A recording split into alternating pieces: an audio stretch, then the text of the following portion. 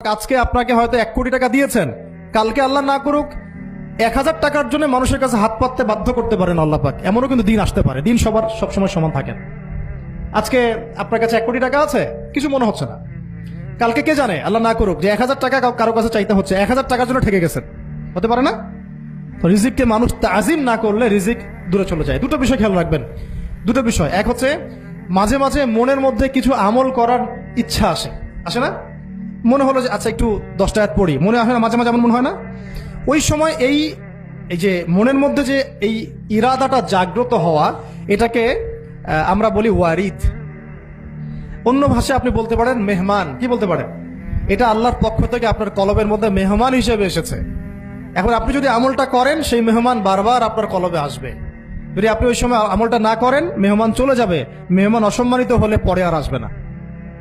একইভাবে রিজিক আল্লাহ পাক দিয়েছেন, এর তাজিম যদি করতে পারেন রিজিক বেশি আসবে। রিজিকের তাজিম সম্মান করতে না পারলে রিজিক আসবে না, বেশি কমে যাবে। উসমান রাদিয়াল্লাহু আনহু সবচেয়ে ধনী ছিলেন না? কেন জানেন? কেন? এটা কি জানেন কেন ধনী ছিলেন? একে তো তিনি প্রচুর দান সদকা করতেন, এটা তো আপনারা জানেনই। আরেকটা জিনিস অনেকে জানে না, তিনি উটের পিঠে বসেছিলেন, কিছু একটা খাচ্ছিলেন, এই 2-1টা দানা পড়ে গেছে নিচে। উটের পিঠ থেকে নেমেছেন, নেমে সেই দানা উঠিয়েছেন, পরিষ্কার করেছেন, ধুয়েছেন, আবার খেয়েছেন।